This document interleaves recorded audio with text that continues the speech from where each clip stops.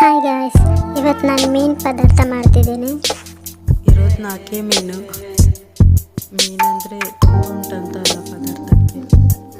ಫ್ರಿಜ್ಜಲ್ಲಿ ಇಟ್ಟಿದ್ರಿಂದ ಹಾಗೆ ಇದೆ ಐಸ್ ಬಿಡಲಿ ಯಾವುದಕ್ಕೂ. ಬನ್ನಿ,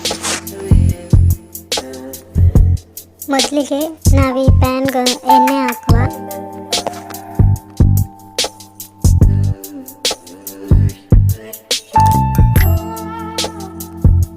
ಈಗ ಮೆಣಸು, ಇದನ್ನು ಸರಿಯಾಗಿ ಬಿಸಿ ಮಾಡಿ, ಅಂದರೆ ಕೆಲವರು ಎಣ್ಣೆ ಹಾಕದೆ ಬಿಸಿ ಮಾಡ್ತಾರೆ, ಇನ್ನು ಕೆಲವರು ಹಾಕಿ ಬಿಸಿ ಮಾಡ್ತಾರೆ.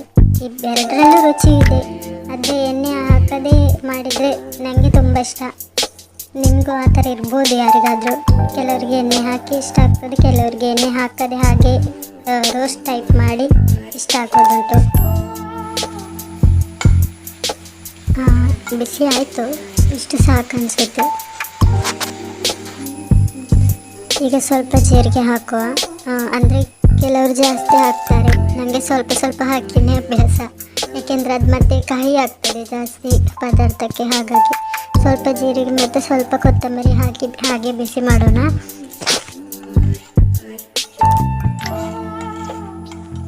ಇದು ಬಿಸಿ ಆಯಿತು, ಇಷ್ಟು ಹುರಿದ್ರೆ ಸಾಕು. ಈಗ ಒಂದು ಪ್ಲೇಟಿಗೆ ಹುಳಿ ಮತ್ತು ನಾವು ಬಿಸಿ ಮಾಡಿದ್ವಲ್ಲ ಈಗ ಮೆಣಸು, ಆಮೇಲೆ ಈಗ ಕೊತ್ತಂಬರಿ ಮತ್ತು ಜೀರಿಗೆ ನಾವು ಇದು ಮಾಡಿದ್ವಲ್ಲ ಸ್ವಲ್ಪ ಸ್ವಲ್ಪ ಬಿಸಿ ಮಾಡಿದ್ವಲ್ಲ ಅದನ್ನು ಕೂಡ ಹಾಕೋಣ.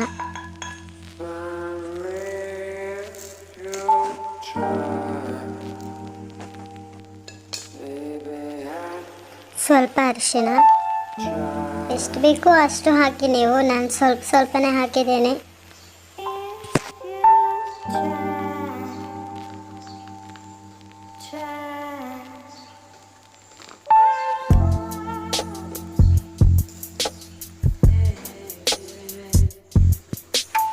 ಈಗ ಸ್ವಲ್ಪ ತೆಂಗಿನ ತುರಿ ಹಾಕೋಣ.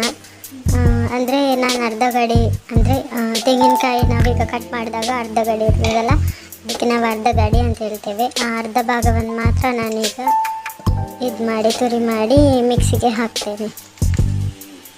ಅಂದರೆ ಸ್ವಲ್ಪ ಸ್ಪೈಸಿ ಆಗಿರಬೇಕಲ್ಲ, ಹಾಗಾಗಿ ಸ್ವಲ್ಪ ತೆಂಗಿನಕಾಯಿ ಹಾಕೋದು.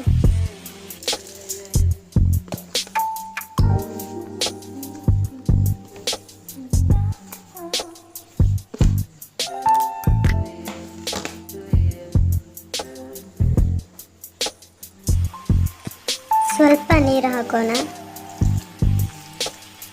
ಪೇಸ್ಟ್ ಟೈಪ್ ಬರಬೇಕಲ್ಲ, ಹಾಗಾಗಿ.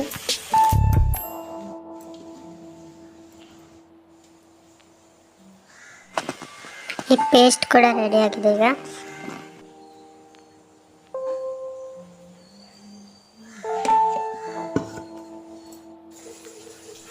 ನಾವು ಮೆಣಸೆಲ್ಲ ಹುರಿದು ಗ್ರೈಂಡ್ ಮಾಡೋಷ್ಟರಲ್ಲಿ ಇದರ ಮೀನಿನ ಐಸ್ ಬಿಟ್ಟೋಗಿದೆ.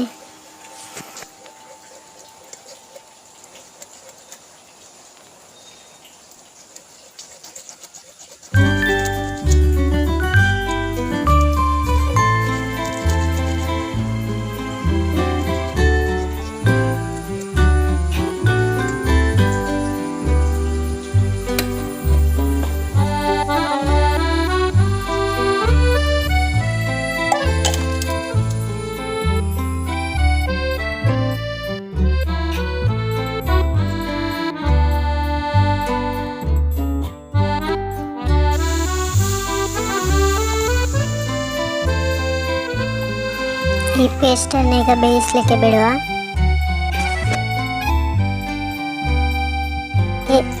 ಹಾಗೆ ನಾನು ಹೇಳೋದು ಮಾಡ್ತಿದ್ದೆ, ಇದು ನನ್ನ ಫಸ್ಟ್ ವಿಡಿಯೋ. ಒಂದು ವೇಳೆ ಏನಾದರೂ ತಪ್ಪಿದ್ರೆ ಕಮೆಂಟ್ಸಲ್ಲಿ ತಿಳಿಸ್ಬಿಡಿ. ನಾನು ಮಾಡ್ತಿರೋ ಈ ಪದಾರ್ಥಕ್ಕೆ ನಮ್ಮೂರಲ್ಲಿ ಪುಳಿಮುಂಚಿ ಅಂತ ಹೇಳ್ತೇವೆ. ನಿಮ್ಮೂರಲ್ಲಿ ಏನು ಹೇಳ್ತಾರೆ ಅಂತ ಕಮೆಂಟ್ ಮಾಡಿ.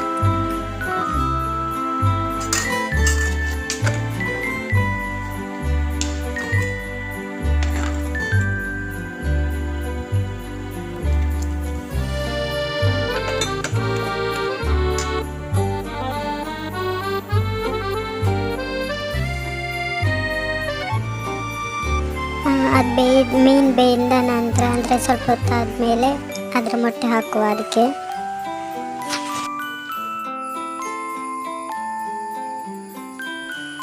ಈಗ ಫೈನಲಿ ಪದಾರ್ಥ ಆಗಿದೆ. ಸ್ವಲ್ಪ ಅದಕ್ಕೆ ತೆಂಗಿನ ತುರಿ ಹಾಕುವ.